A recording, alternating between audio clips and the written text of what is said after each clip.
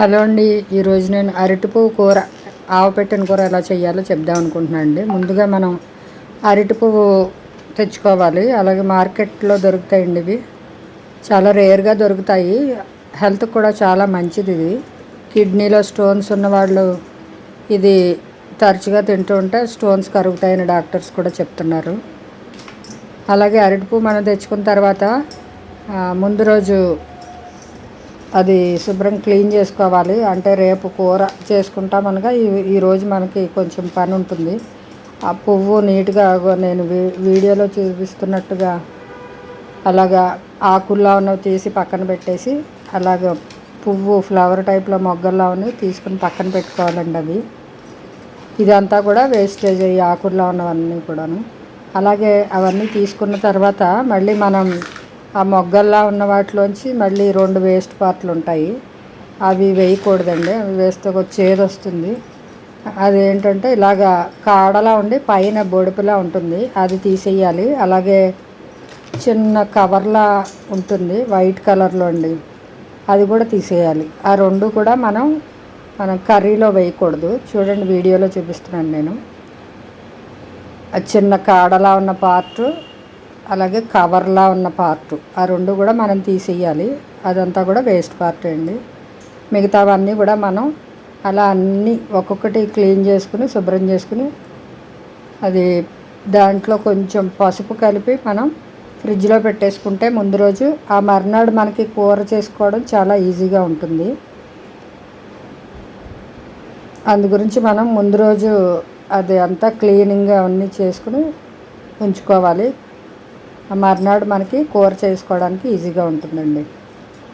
అలా క్లీన్ చేసుకున్న తర్వాత అవన్నీ కూడాను క్లీన్ చేసుకున్న తర్వాత మనం వాటిలో కొంచెం పసుపు కలిపేసి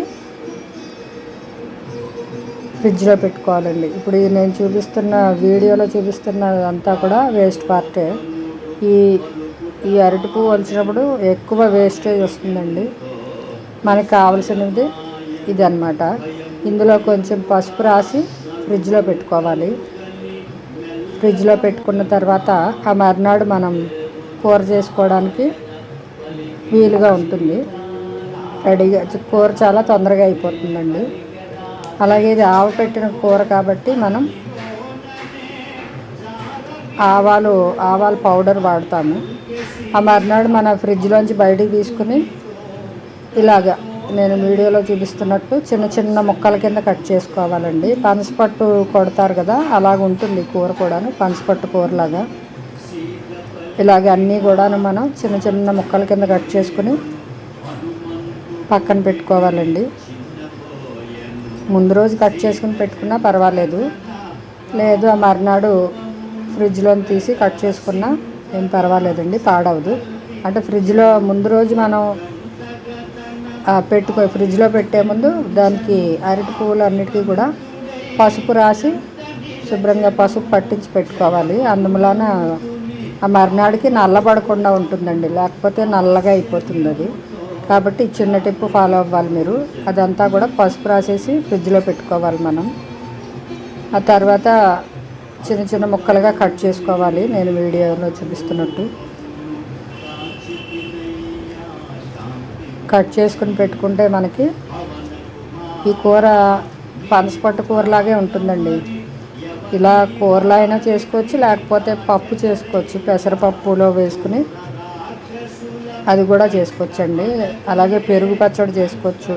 చాలా రకాలు చేసుకోవచ్చు మన అరటి పువ్వుతోటి. హెల్త్కి చాలా మంచిదండి. ఇది ఫైబర్ కంటెంట్ ఎక్కువ ఉంటుంది.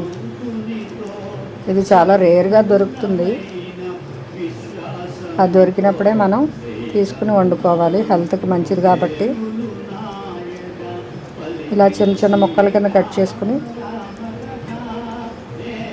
మనం పోపు దినుసులు రెడీ చేసుకోవాలండి. పోపు దినుసులు ఏవేంటంటే శనగపప్పు, మినప్పప్పు, ఎండుమిర్చి, ఆవాలు చాలా తక్కువ వేయాలండి. ఎందుకంటే ఆవాలు పౌడర్ పట్టేసి లాస్ట్ను కలుపుతాం కాబట్టి, ఆవపెట్టిన కూర కాబట్టి ఇది ఆవాలు పోపులో చాలా తక్కువ వేసుకోవాలి.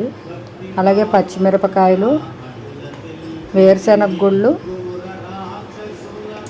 ఎండుమిర్చి, కరివేపాకు ఇవన్నీ కూడా రెడీ చేసి పెట్టుకోవాలండి.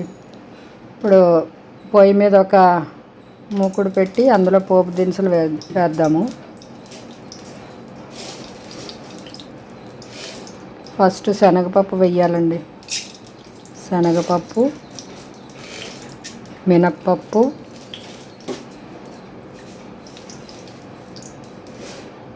వేరుశనగ గుళ్ళు,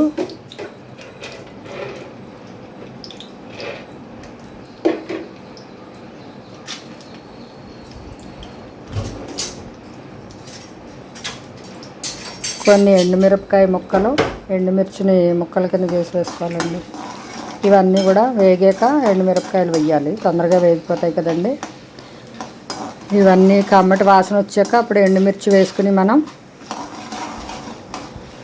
కొంచెం ఆవాలు కూడా వేసుకోవాలి. తర్వాత ఈ లోపల చింతపండు, మనం పులుసు కోసం కొంచెం చింతపండు, ఒక నిమ్మకాయ సైజు అంత చింతపండు నానబెట్టుకుని ఉంచుకోవాలి. ఇవన్నీ వేగాక ఎండుమిరపకాయలు, కొంచెం ఆవాలు, పచ్చిమిరపకాయలు ఎక్కువ తీసుకుంటామండి ఇందులో. అలాగే కారం ఎక్కువ తినేవాళ్ళు అయితే ఇంకో 2-3 ఎండుమిరపకాయలు వేసుకోవచ్చు.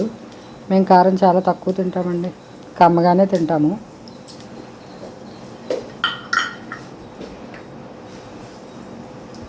చింతపండు పులుసు కూడా మనం రెడీ చేసి పెట్టుకుంటే ఈ పోపు వేగాక మనం ఇందులో మళ్ళీ కరివేపాకు, పచ్చిమిర్చి అవి కూడా వేసేసుకుందామండి.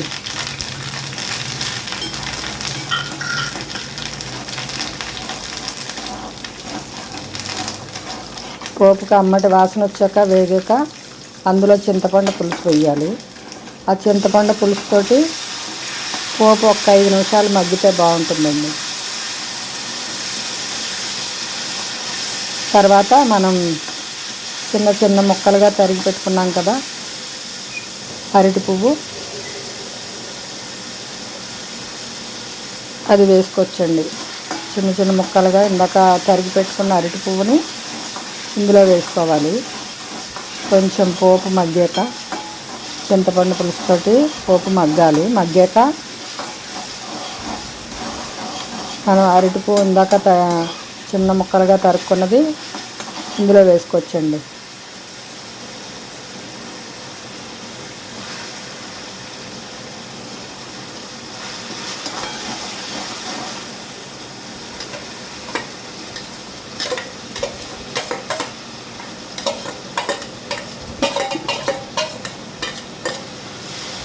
వేసాక శుభ్రంగా పైకి కిందకి కలుపుకుని దాన్ని అడుగు నుంచి పోపు వేసాం కదండి, పోపు అంతా కలిసేలా కలుపుకొని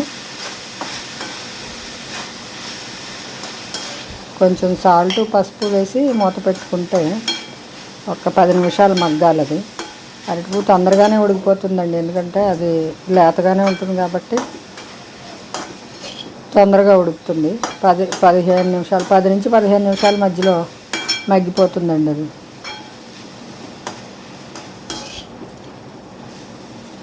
అలా శుభ్రం కలుపుకున్నాక మనం మూత పెట్టుకోవాలండి. నీళ్లు చల్లి, కొంచెం నీళ్లు దాని మీద చల్లి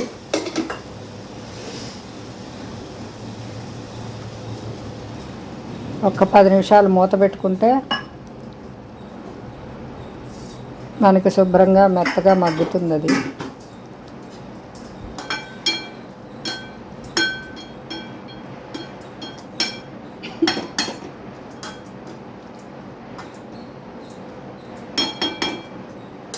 అలా మూత పెట్టేసుకోవాలండి ఒక 10 నిమిషాలు. 10 నిమిషాల తర్వాత మనం మూత తీసి చూద్దాము. చక్కగా చింతపండు పులుసుతోటి, పోపుతోటి మగ్గిపోయి ఉంటుందండి కూర అంతాను.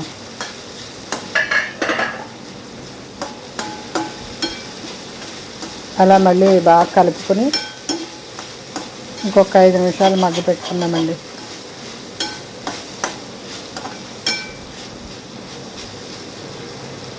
5 నిమిషాలు మళ్ళీ మగ్గాక పసుపు నేను ఇందాక వేయలేదండి, ముందు కలిపినప్పుడు వేసాను, మళ్ళీ కూరలో వేయలేదు. ఇప్పుడు వేస్తున్నాను పసుపు, మళ్ళీ కొంచెం సాల్ట్ వేస్తున్నాను సరిపడంతాను. వేసేసి మనం బాగా కలిపేసి మళ్ళీ ఒక 5 నిమిషాలు మగ్గ పెట్టుకున్నాక చల్లారనిచ్చేయాలండి. దాన్ని పక్కన పెట్టేసుకుంటే చల్లారుతుంది. బాగా చల్లారాక మనం అందులో ఆవపిండి ఉంటుంది కదా, అది బయట షాపుల్లో అయినా దొరుకుతుంది, లేకపోతే మనం ఇంట్లో ఆవాలు తీసుకుని మిక్సీలో వేసి ఆ పౌడర్ అయినా వాడుకోవచ్చు. ఎక్కువ వేయకూడదండి, ఒక స్పూన్ వేసుకోవాలి ఆవపిండి. కాకపోతే ఇది కూర బాగా చల్లారాలి, వేడిగా ఉన్నప్పుడు వేయకూడదు. వేడిగా ఉన్నప్పుడు వేస్తే చేదు వస్తుందండి కూర. అందు గురించి బాగా చల్లారి పెట్టుకోవాలి అలా విడివిడిగా తీసుకుని. కూర బాగా చల్లారిపోయాక మనం ఆవపిండి కలుపుకుందామండి. ఒక స్పూను, ఎక్కువ వేయకూడదు. అందులో ఎండాకాలం కదా, ఇప్పుడు వేడి చేస్తుంది కొంచెం ఈ కూర, కానీ ఆవపిండి వేస్తేనే టేస్ట్ చాలా బాగుంటుందండి. అంతే అండి, కలిపేసుకుని మనం బాగా కలుపుకొని